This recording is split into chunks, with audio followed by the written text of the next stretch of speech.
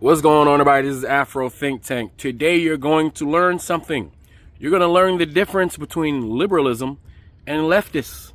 Because a lot of you people who are trying to participate in social media talking about politics, you do not know what it is that you're talking about. Therefore, you base all of your opinions based off no information, false information, disinformation, and propaganda. Okay, so today we're going to have a class. You're going to learn the difference between liberalism, all right, and leftists, because they are not the same thing, okay? After you watch this, you can't unknow it. Therefore, when you're having your acrimonious altercations or your discourse online with people who are calling you a libtard or calling you a leftist, make sure they clarify what it is they're talking about. Challenge them to see if they even know what they're talking about, okay? As a matter of fact, anybody who just throws out political terms, right? You need to start challenge them and qualify that they know what they're talking about. If not, you need to disregard everything they said before and after. All right. Anyway, without further ado, tell me what you guys think in the comment section. It's Afro Think Tank. Learn something, teach something. I'm out. If you're a liberal who's confused about why leftists keep getting mad at you when you're just doing your best, this video is for you, because as a political philosopher, I'm going to break down some of the contradictions between liberalism and leftism. Specifically, I'm going to answer this question, which is about whether or not you can participate in the system while still thinking that it has a lot of problems. Try to make it better from within. The short answer is it really depends on what exactly you think those problems are, and that is going to be different based on if you're a liberal or a leftist. So the first thing I think it's important to say is that liberalism is the dominant system in the West. In America, classical liberalism is the foundation for the kind of government that we have. Now, classical liberalism is not necessarily the same thing as when we talk about liberal Democrats, but of course there's a lot of similarities, and I'll probably make a video about that later. So classical liberals believe in a few key tenets, including the idea that individual liberty is the highest value, which means that what the government's role is to protect the rights of individuals against harm from others, or from the government, i.e. tyranny. If you're an American, you probably have some version of this view. It's just very common. Whether you're Democrat, Republican, a lot of people think some version of this. But liberalism is more than just that, because it also entails a belief in the importance of free markets, and typically also private property. That is a view that you're going to see in someone like Locke, who is considered the father of modern liberalism. In today's day and age, if you are a liberal, you believe in some kind of capitalism, which is to say you don't have an interest in ending capitalism. Now, if you're a leftist or a radical, you're going to have problems with some or all of these parts of liberalism.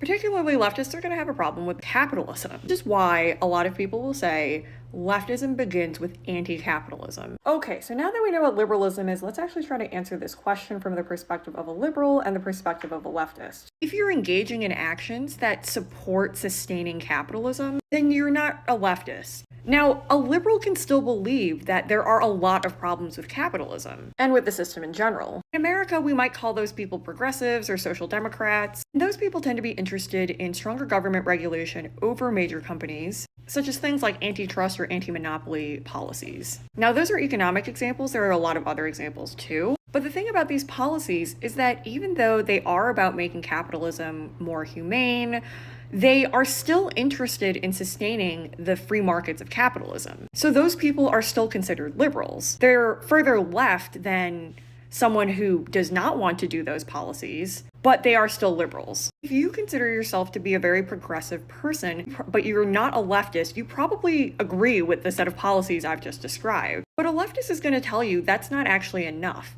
And some people call this purity testing, but that's not always the case. It's really more just that it's a different starting point for thinking about how politics should work. And you have to understand that if you're a leftist, you see capitalism and liberalism in generally as the problem. For example, the liberals were actually crucial in Germany in the rise of fascism. Liberals sometimes say that leftists have expectations that are too high or that they are too extreme and unrealistic. But again, it's a different starting point because a leftist doesn't want to see the current system sustain itself at all. So a leftist and a liberal are going to diagnose the problem differently, and that's why their answers to this question will be different. Do you think that capitalism in general is the problem? Then you're a leftist.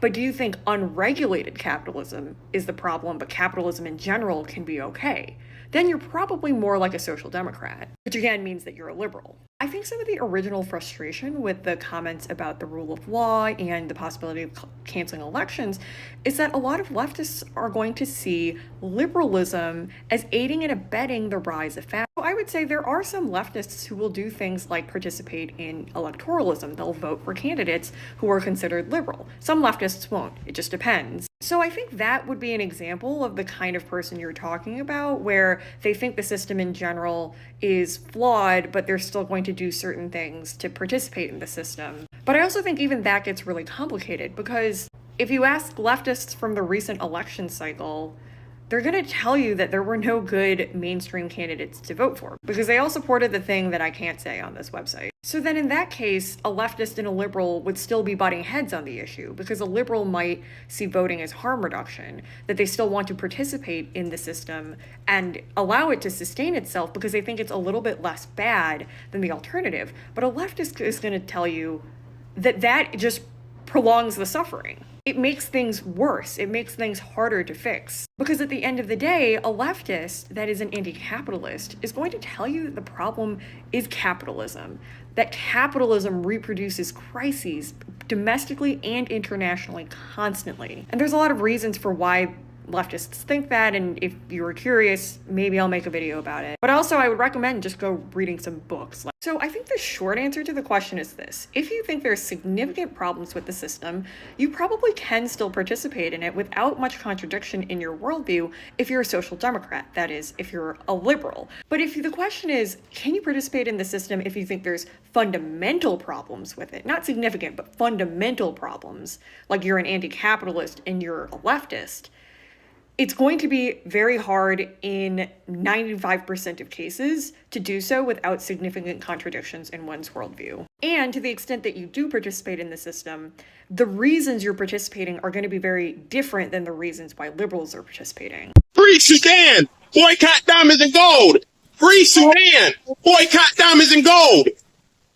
We most definitely cannot forget about the people of Sudan! Thanks for watching Afro Think Tank. Don't forget to like, share, and subscribe. And follow me on Substack and Patreon for more content. Remember, it's Pan-Africanism or nothing.